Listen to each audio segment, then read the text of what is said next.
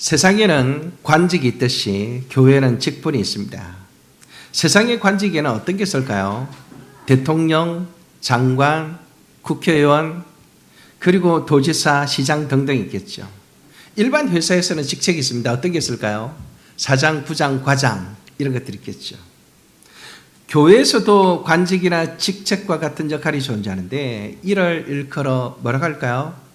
직분이라 이렇게 말합니다. 직분. 그죠? 교회에 있는 직분은 크게 네 가지인데 목사, 장로, 집사, 권사입니다. 장로를 세우려면 교인 수가 30명이 넘어야 되고 그래야 장로를 세울 수 있고 그럼 정식으로 조직교회가 되는 것입니다. 교회 직분은 세상의 관직과 많이 다르죠. 어떻게 다를까요? 세상의 질서를 유지하는 것과 교회의 질서를 유지하는 것은 같을 수가 없기 때문에 교회의 직분은 세상의 관직과 훨씬 더 구별되고 거룩한 것입니다. 무엇보다 관직은 사람이 스스로 취하는 것이지만 직분은 스스로 취하는 것이 아니라는 데 근본적인 차이가 있습니다. 그렇죠? 직분을 세울 때마다 하나님께서 불러 세우신다는 것을 우리가 고백하죠. 그렇다면 교회에서는 왜 직분을 세우는 걸까요? 이 직분을 통해서 하는 일은 무엇일까요? 특별히 오늘 우리는 교회 직분 중에서 목사의 직분에 대해서 살펴보고 그 직분이 교회를 세우는데 어떤 역할을 하는가를 정리해 보려고 합니다. 자, 에베소서는 신비 종교의 배경을 가진 에베소 교회 성도들과 주변 교회들에게 쓴 바울의 편지입니다. 에베소서는 크게 두 부분으로 나눠지는데 앞부분 1장에서 3장은 교리적인 진술이 나옵니다. 우리가 믿는 바가 무엇인지를 가르쳐 주는 것이죠. 그리고 4장에서 6장까지는 실제적인 명령이 나옵니다. 그 교리를 따라 우리가 어떻게 살아야 되는가, 어떻게 순종해야 되는가 이런 것을 가르쳐 줍니다. 그래서 4장 1절을 보면 이렇게 시작합니다. 그러므로 주 안에서 갇힌 내가, 이 말이 무슨 말이죠? 바울이 지금 어디에 갇혀 있습니다. 감옥에. 갇힌 내가 너희를 권하노니 너희가 부르심을 받은 일에 합당하게 행하여. 부르심을 받은 일에 합당하게 행하라 이렇게 말하죠. 합당하게 행한다는 것은 무슨 말일까? 이게 이제 성경 전체를 살펴봐야 알 수 있지만 에베소 본문에서는 바울이 명백한 목표를 제시합니다. 그 목표가 무엇일까요? 바로 예수 그리스도이십니다. 예수 그리스도. 한번 따라합시다. 예수 그리스도. 예수 그리스도. 여러분 12절을 한번 보세요. 4장 12절. 볼펜으로 표시를 좀 해보세요. 4장 12절에 보면 두 번째 줄에 그리스도의 몸을 세우려 하심이라 이렇게 나오죠. 그리스도의 몸. 그 다음에 13절에 두 번째 줄 끝에 보면 그리스도의 장성한 분량이 충만한 데까지 이르리니 역시 그리스도가 나옵니다. 그 다음에 15절을 보십시오. 오직 사랑 안에서 참된 것을 하여 범사에 그에게까지 자랄지라. 그가 누구일까요? 그가 누구일까요? 예수 그리스도입니다. 그죠? 그러니까 우리가 직분을 통해서 직분자들이 섬기는 교회를 통해서 우리가 나아가야 될 목표는 무엇일까요? 그리스도를 닮아가고 그리스도에게까지 자라가는 것입니다. 그렇게 하기 위해서 반드시 붙들어야 될 것 하나가 있는데 그것은 바로 하나됨입니다. 바울은 이 목표를 이루기 위해서 하나 될 것을 명령합니다. 유대인이든 이방인이든 구원받은 그리스도인이든 누구든지 예수님을 머리로 하는 한 몸이라는 사실을 강조합니다. 왜 이렇게 하나됨을 강조할까요? 성도들이 예수님을 믿었지만 그 안에는 죄성들이 늘 있기 때문에. 그죠? 그래서 에베소 교회가 분열되어 있었기 때문에. 그래서 하나됨을 강조하면서 6가지의 근거를 제시합니다. 여러분 4절에서 6절을 한번 보십시오. 아주 중요한 내용입니다. 4절에서 6절 몸이 하나요 성령도 한 분이시니. 그죠? 너희가 부르심의 한 소망 안에서 부르심을 받았느니라. 주도 한 분이시여 믿음도 하나요 세례도 하나요 하나님도 한 분이시니. 여러분 여기 하나의 교회가 되어야 될 근거를 6가지나 제시하고 있습니다. 몸도 하나고 성령도 하나고 주 예수 그리스도도 하나고 믿음도 하나고 세례도 하나고 하나님도 한 분이시니 너희가 어떻게 나뉘어질 수 있겠느냐 이렇게 말하는 거죠. 그렇죠? 이렇게 하나 된 가운데 교회를 세우시기 위하여 하나님께서 놀라운 선물을 주셨는데 그게 바로 직분이라는 것입니다. 목사, 장로, 집사, 권사의 직분. 이 직분들이 뭘 말할까요? 말씀을 가르치는 역할은 목사가 합니다. 말씀대로 그대로 잘 지키도록 신방하고 독려하고 꾸중하고 하는 일은 장로가 합니다. 말씀을 따라 구제하며 섬기는 일은 집사가 합니다. 말씀을 따라 봉사하는 일은 권사가 합니다. 이러한 직분을 통해서 교회를 하나 되게 하시고 교회에 속한 모든 그리스도인들을 작은 예수로 살게 하시는 것입니다. 자, 그렇다면 예수 그리스도께서 교회에게 선물로 주신 직분은 어떻게 주어지는 걸까? 예수 그리스도를 중심으로 하는 하나의 복음, 하나의 교회. 이 복음을 전하고 이 교회를 세우기 위해서 예수 그리스도께서 주시는 선물인 직분은 어떻게 교회에 생겨나게 됐을까? 자, 여러분 7절에서 12절을 제가 한 번 더 읽을 텐데 제가 말씀드리는 곳에 딱 네모를 치든지 밑줄을 그어보세요. 우리 각 사람에게 그리스도의 선물의 분량대로 은혜를 주셨나니, 은혜를 주셨나니 표시하세요. 은혜를 주셨나니 표시하세요. 그러므로 이러기를 그가 위로 올라가실 때에 사로잡혔던 자들을 사로잡고 사람들에게 선물을 주셨다 하였도다. 선물을 주셨다. 은혜를 주셨나니 선물을 주셨다. 이렇게 나오죠. 올라가셨다 해선즉 땅 아래 낮은 곳으로 내리셨던 것이 아니면 무엇이냐? 내리셨던 그가 곧 모든 하늘 위에 오르신 자니 이런 만물을 충만하게 하려 하심이라. 그 어떤 사람은 사도로, 어떤 사람은 선지자로, 어떤 사람은 복음 전하는 자로, 어떤 사람은 목사와 교사로 삼으셨으니 밑줄 긋습니다. 삼으셨으니 이런 성도를 온전하게 하여 봉사일을 하게 하며 그리스도의 몸을 세우려 하심이라. 여러분 여기에서 우리가 주목해야 될 단어는 주다라는 단어입니다. 주다. 은혜를 주셨나니 7절에 8절에 선물을 주셨다 할 때 주다라는 단어가 중요합니다. 그리고 11절에 삼으셨으니라는 단어가 헬라어로 같은 단어입니다. 번역은 다르게 했으나 같은 단어로서 주셨으니로 해석해도 아무 상관이 없습니다. 목사와 교사로 주셨으니, 그죠? 옆에 주셨으니 이렇게 적어 놓으세요. 7절에는 은혜를 주셨다고 되어 있고 8절에는 선물을 주셨다고 나옵니다. 그리고 11절에는 뭐죠? 사도와 선지자와 복음 전하자와 목사와 교사 이런 것들을 뭐라고 말하죠? 교회 직분을 말합니다. 그래서 뭐라고 말할 수 있을까요? 직분을 주셨다라고 기록되어 있는 것입니다. 그죠? 은혜를 주셨다 7절, 8절에 선물을 주셨다, 그 11절에 직분을 주셨다. 누가 주셨을까요? 그리스도께서 주신 것입니다. 여러분 7절이 약간 말이 좀 어려운데 7절을 보세요. 우리 각 사람이 그리스도의 선물의 분량대로 은혜를 주셨다 이렇게 됐는데 이 말을 좀 쉬운 번역으로 해보면 이렇습니다. 그리스도께서는 우리에게 각각 다른 은총을 알맞게 나눠주셨습니다.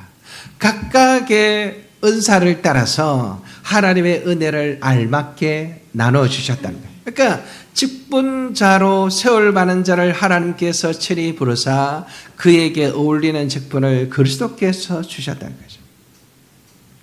그리스도께서 성도들에게 은혜를 나눠주시는데 각자에게 알맞은 분량으로 나눠주셨다고 합니다. 이 은혜가 뭔가 살펴보면 선물이고 이 선물이 뭔가 살펴보니 직분이라는 것을 알 수 있죠.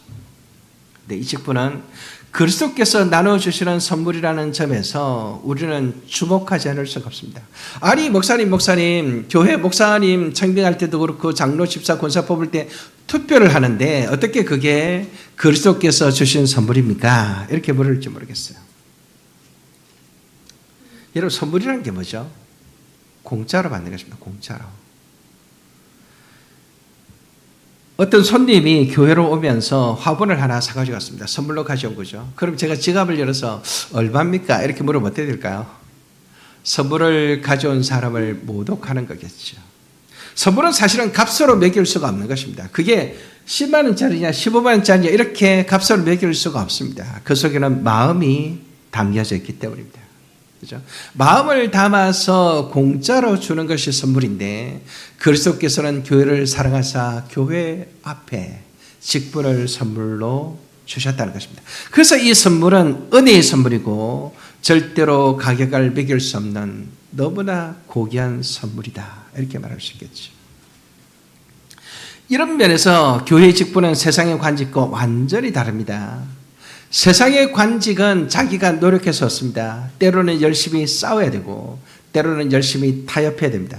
저는 직장 생활을 안 해봐서 잘 모르지만 회사에서 중견 간부까지는 실력으로 되고 중견 간부 이상으로 올라가려면 관계로 된다고 하더라고요. 어떤 분들은 중견 간부가 되는 것도 실력보다 관계라고 말할지 모르겠습니다. 철저히 그런 관계 속에서 관직이 주어지죠. 어쨌든 세상은 뭔가 자기가 피나는 노력을 해야 얻을 수 있는 것이 자리고 관직입니다. 그러나 교회의 직분은 이런 세상의 관직과는 완전히 다르다는 것을 여러분 절대로 잊지 마시길 바랍니다. 교회 직분은 어떻게 주어집니까? 그리스도께서 주셔야 받을 수 있습니다. 그리스도께서 주시는데 어떤 기준으로 주십니까? 각자가 감당할 수 있는 믿음의 분량을 따라 주는 것입니다. 저는 종종 교회에서 직분을 위한 투표를 했는데 자기가 안 되었다는 것 때문에 시험에 빠지거나 교회를 떠나는 사람들을 보곤 합니다. 여러분 그런 분들을 보면 어떤 마음이 들까요? 야, 저 사람 직분을 맡겼으면 큰일 날 뻔했겠다 이런 생각이 드는 거죠. 그죠? 그만큼 하나님께서는 우리의 중심을 아시고 그가 감당할 수 있는 은혜를 따라 선물로 주실 것이죠. 따라서 교회에서는 직분을 얻기 위해서 의도적인 표몰이를 하거나 선거운동을 해서는 절대로 안 되는 것입니다. 선거운동을 한다는 것 자체가 직분에 대한 이해가 없다는 것을 증명하는 일이므로 이런 자들에게는 표를 줘서는 안 되겠죠. 교회의 직분이 그리스도께서 주신다는 고백에서 벗어나 인간적인 노력이나 인간적인 관계로 얻을 수 있다고 생각하는 순간 교회는 타락하게 됩니다. 되돌릴 수 없는 타락으로 떨어지게 됩니다. 여러분 교회에서 직분을 세울 때 직분자들을 세울 때 세상과는 다르다는 것을 꼭 기억하시기 바랍니다. 우리도 언젠가 세워야 되겠죠. 그렇죠. 직분은 그래서 그리스도께서 선물로 나누어지는 것이고 내 분량에 맞게 그리스도께서 은혜로 주시는 것이기 때문에 겸손하게 받아야 합니다. 하나님의 때를 기다려야 합니다. 그래서 모든 직분을 받은 자는 자기를 부인하지 않을 수가 없습니다. 겸손히 봉사하지 않을 수가 없습니다. 그렇다면 이 직분을 어떻게 우리에게 주셨을까요? 제가 어린이 설교하면서 얘기를 좀 했지만 여기에 바울이 굉장히 재미있는 비유를 들고 있습니다. 어떤 비유일까요? 왕의 이야기를 들고 있습니다. 고대 사회에서 모든 전쟁은 왕들의 전쟁이었습니다. 여러분 저를 보세요. 모든 전쟁은 왕들의 전쟁이었습니다. 전쟁에서 이기면 왕이 모든 것을 가집니다. 상대방의 국민들을 노예로 삼고 상대방의 모든 부귀 보화를 곡식을 다 획득하는 것입니다. 그걸 뭐라고 그러죠? 전리품이라고 그러죠.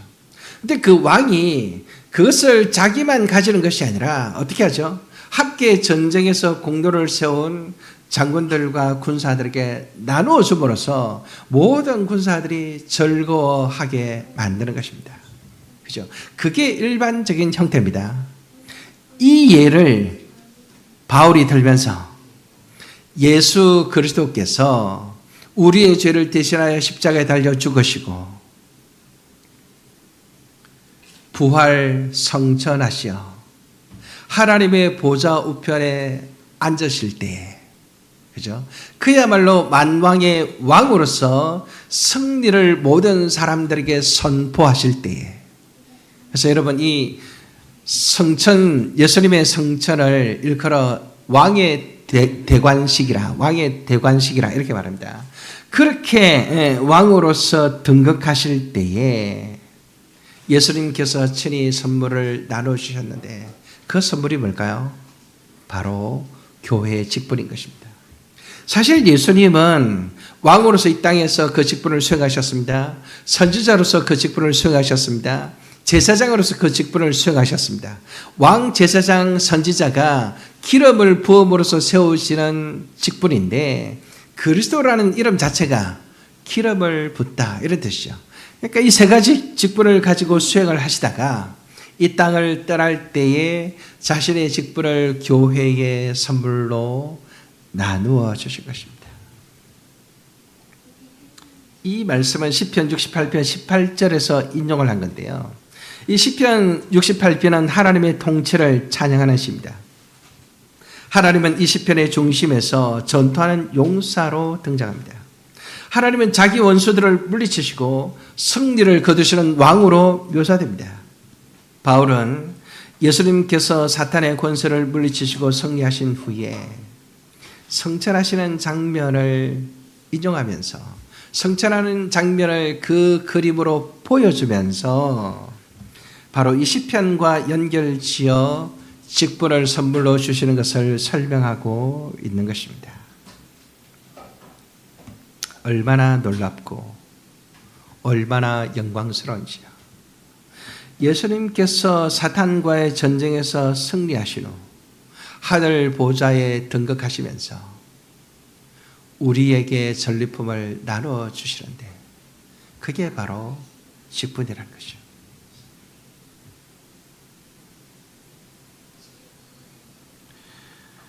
어떤 사람은 이렇게 물을지 모르겠어요. 십자가에 달려 죽으신 예수님이 승리하신 것이 맞습니까? 맞습니다.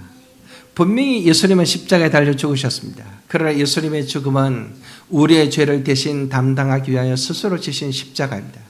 예수님은 십자가를 지고 우리를 대신하여 죽으셨지만 사방의 권세를 깨뜨리고 사흘 만에 부활하셨습니다.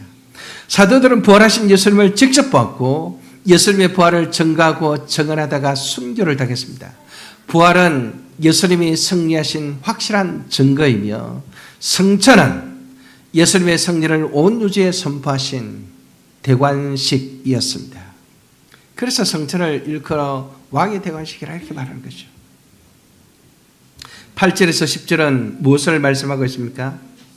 고대 왕들이 전쟁에서 승리한 후에 높은 보좌 위에 올라가 자신이 획득한 전리품을 그의 백성들에게 나눠주듯이 사탄의 권세를 깨뜨리고 죄와 사망을 깨뜨리고 승리하신 예수님께서 그 하늘 보좌에 오르심이 우리에게 나눠주시는 그 직분을 선물로 묘사하는 것입니다.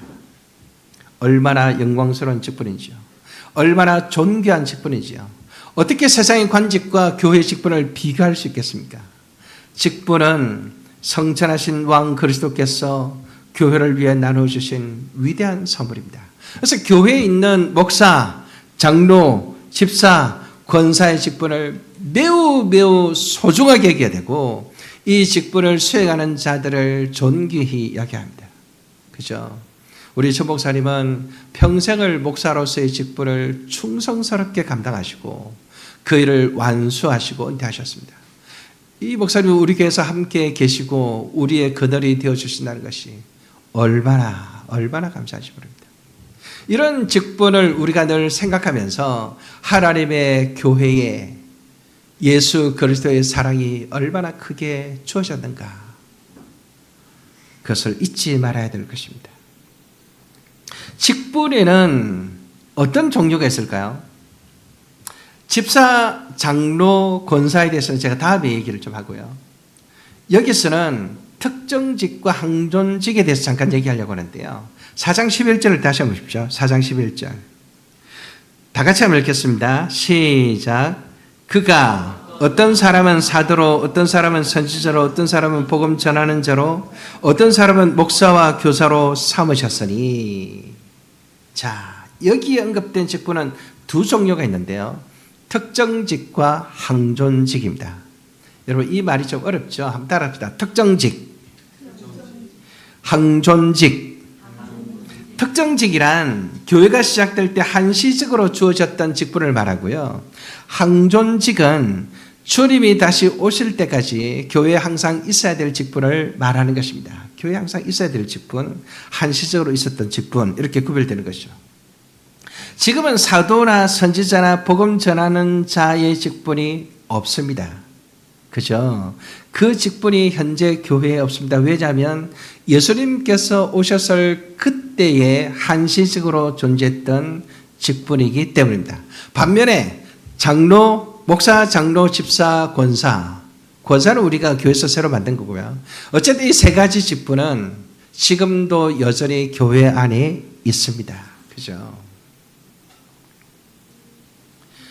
자, 이 직분들을 살펴보면 사도는 가장 중요한 직분입니다. 예수님께서 직접 세우시고 그리스도의 죽음과 부활을 목격한 직분을 사도라고 합니다. 이런 예수님의 12 제자와 바울 그리고 바나바와 실라를 의미합니다. 이 직분은 그들이 죽으면서 직분이 사라졌습니다. 그래서 특정직이라 이렇게 말하는 거죠. 복음 전하는 자는 사도와 협력하면서 복음을 전하는 일을 맡은 자들을 의미합니다. 특별히 복음을 기록하는 역할을 맡은 이들에게 부여된 직분으로 보여주는데요. 누가복음을 쓴 누가, 마가복음을 쓴 마가, 이런 이들을 복음을 전하는 자들이라 일컫는 것입니다. 이들을 오늘 복음을 전하는 자들하고 비교해서는 안 됩니다. 그 당시에 주어진 매우 특별한 직분이었다. 그리고 선지자는 구약의 직분을 이어받은 직분으로서 하나님께서 특별한 시기에 부르시어 계시의 말씀을 교회에 전하는 직분입니다. 아가보와 같은 이가 대표적인 신약의 선지자라고 할 수 있는데 이들은 극심한 박해와 직분 오용이 있었습니다. 그리고 성경의 등장으로 인해서 교회 안에서 사라졌습니다. 그래서 앞에 세 가지는 교회 안에서 일시적으로 있다가 사라진 직분이고 그 다음에 특정직과 구별되는 항존직으로 목사와 교사가 언급되고 있습니다. 여러분, 여기서 말하는 교사는 주일학교 교사가 아닙니다. 주일학교 교사가 아닙니다. 주일학교 교사는 산업혁명 이후에 생겨난 교회의 특별한 역할입니다. 사실은 산업혁명 이전만 해도 어린이를 위한 별도의 예배나 주일학교가 없었습니다. 그러니까 2000년 전에 교사를 오늘 주일학교 교사로 생각하는 것은 그 당시의 배경을 잘 모르고 그렇게 생각하는 거죠. 여기서 말하는 교사의 직분은 중언법적인 관점에서 해석하는 것이 맞습니다. 중언법적인 관점.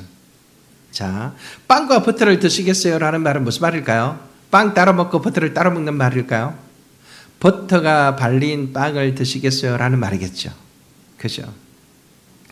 성경에 보면 불과 연기라는 표현이 나오고 나는데 불과 연기를 각각 묘사하는 것이 아니라 불타오르는 연기를 의미하겠죠. 그죠? 마찬가지로 여기 언급된 목사와 교사는 목사 곧 가르치는 자, 가르치는 목사 이런 의미로 보는 것이 맞습니다. 교사로서의 목사, 그죠? 교사로서의 목사를 특정직과 구별해서 항존직으로 말하고 있습니다.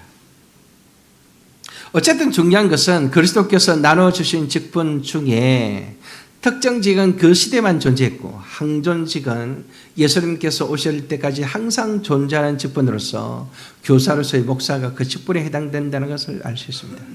제가 이런 설교를 하니까 어떤 분이 묻더라고요. 목사님 그러면 집사와 장로와 권사와 이런 직분들은 왜 안 나옵니까? 왜 안 나옵니까? 여러분, 그래서 우리가 문맥이 굉장히 중요한데요. 이 본문의 의도는 뭘까요? 그리스도께서 나눠주시는 선물이 직분이라는 점을 강조하는 데 있습니다. 그 직분에 구별되는 종류가 무엇인지를 설명하는 것은 나중에 다른 데 나옵니다. 여기 본문에서는 그리스도께서 나눠주신 선물로서의 직분을 강조하는 맥락에서 말하기 때문에 다른 직분은 언급하지 않고 교사로서의 목사직만 언급하고 있는 것입니다. 아시겠죠? 네, 잘 기억하세요.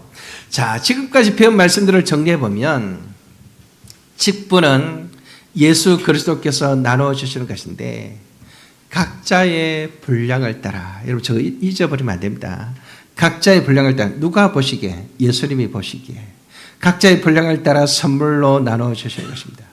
사탄과 사망의 권세를 깨뜨리고 승리하신 예수님께서 성전하시면서 교회에 나눠주신 위대한 선물이 바로 직분입니다. 자, 이 직분의 목적은 무엇일까요? 그것은 바로 교회 건설을 위한 동력을 위해서 하시는 건데요. 에베소서 4장 12절 한번 보십시오. 12절 한 번 더 읽겠습니다. 12절 아주 중요합니다. 12절 표시를 좀 해놓으세요. 같이 읽습니다. 이는 성도를 온전하게 하여 봉사일을 하게 하며 그리스도의 몸을 세우려 하심이라. 교사로서의 목사를 삼으신 이유가 뭐냐? 이유가 뭘까요? 일은 왜냐하면 성도를 온전하게 하여, 그래서 끌어야 됩니다. 하여. 그래서 뭘 하겠다는 거죠? 성도로 하여금 봉사일을 하게 하고 성도로 하여금 그리스도의 몸을 세우려 하심이라. 이렇게 정리가 되는 거죠. 그죠? 여기서 온전하게 한다라는 말의 의미를 꼭 기억할 필요가 있습니다. 온전하게 한다는 말은 외과 의학에서 부러진 뼈를 맞추거나 찢어진 거물을 보수할 때 사용하는 표현입니다. 그죠? 부러진 뼈를 맞추거나 찢어진 거물을 보수할 때 사용하는 단어입니다. 그러니까 이것은 성도들이 성경을 알고 실천하는 데 있어서 온전하게 되도록 계속해서 가르치고 훈련한다는 의미를 갖고 있는 것입니다. 누가 그렇게 합니까? 교사로서의 목사가 그렇게 하는 거죠. 아니, 목사님 우리를 좀 편하게 내버려두면 될 텐데 왜 주중에 우리를 자꾸만 불러가지고 상공부하고 막 그렇게 하느냐, 이렇게 생각하는 분들이 계실지 모르겠어요. 그게 저에게 주어진 직분이고 그게 저에게 주어진 사명이기 때문입니다. 여러분 기억하십시오. 목사 일은 성도를 온전하게 하는 것입니다. 준비시키고 훈련시키는 일을 해야 합니다. 그래서 주일마다 설교를 하고 교리를 강의합니다. 그리고 주중에는 삶 공부를 합니다. 생명의 삶, 성도의 삶, 교리의 삶, 부부의 삶, 새로운 삶, 확신의 삶, 목자의 삶. 왜 성경 공부를 하지 않고 삶 공부라고 할까요? 성경 공부를 통해서 그 성경 공부가 삶으로 이어져야 진짜 공부라고 할 수 있기 때문에 삶 공부라 이렇게 말하는 것이죠. 목사라는 직분은 교회의 교사로서 성도들을 가르쳐 온전하게 세우는 데 충성을 다해야 됩니다. 그렇지 않으면 그 직분을 제대로 수행하는 것이 아닌 것이죠. 자, 그렇다면 온전함의 기준은 무엇일까? 에베소 4장 13절에서 15절 한번 보겠습니다. 에베소 4장 13절에서 15절 그리스도의 몸을 세우려 함이라. 그 다음에 좀 나오는 내용입니다. 13절에서 15절 같이 한번 읽겠습니다. 같이 시작. 우리가 다 하나님의 아들을 믿는 것과 아는 일에 하나가 되어 온전한 사람을 이루어 그리스도의 장성한 분량이 충만한 데까지 이르리니 이는 우리가 이제부터 어린아이가 되지 아니하여 사람의 속임수와 간사한 유혹에 빠져 온갖 교훈의 풍조에 밀려 요동하지 않게 하려 함이라. 오직 사랑 안에서 참된 것을 하여 범사에 그에게까지 자랄지라. 그는 머리니 곧 그리스도라. 자, 13절을 보면 13절 끝에 보세요. 온전한 사람을 이루어. 이 온전함이 뭘까요? 앞에 말한 목사가 성도들을 섬겨 온전하게 하는 것을 말하겠죠. 그렇게 온전한 사람을 이루어, 그게 뭘 말한다고요? 그리스도의 장성한 분량이 충만한 데까지 이르는 것이다. 또 그 밑에는 또 뭐라 되어 있죠? 그에게까지 자랄지니라. 그죠? 그는 곧 그리스도라. 이렇게 말합니다. 교사로서 목사가 해야 될 일은 분명합니다. 성도들 하여금 예수 그리스도를 닮아가도록 섬기고 가르치고 상담하고 하는 것이죠. 그래서 성도들이 예수 그리스도를 닮아가도록 이끌어야 합니다. 성도님들을 볼 때 그리스도가 보여야 합니다. 그죠? 우리 원처를 볼 때 예수님이 보여야 합니다. 그죠? 우리 지송이를 볼 때 예수님이 보여야 하는 것입니다. 우리 모두 한 사람 한 사람을 볼 때마다 예수님이 보일 정도로 그렇게 우리가 자라야 하는 것입니다. 이렇게 온전하게 함으로써 성도들이 갖춰야 될 역할은, 역량은 도대체 무엇일까요? 12절에 보면, 12절 보십시오. 이런 성도를 온전하게 하여, 건섭니다. 봉사일을 하게 하며 그리스도의 몸을 세우려 하십니다. 봉사일을 하는 것과 그리스도의 몸이 뭐죠? 교회죠, 교회. 교회를 세우는 것, 이 두 가지를 위해서 목사는 열심히 성도들을 예수님이 닮도록 가르친다는 것입니다. 봉사일을 하게 하는 것은 교회 구성원들, 즉 성도들이 예수 그리스도의 복음으로 훈련되고 준비되어서 하나님 나라와 교회를 위해서 봉사하는 것을 말합니다. 그리스도의 몸 교회를 세우는 것도 아주 중요한 성도의 역할입니다.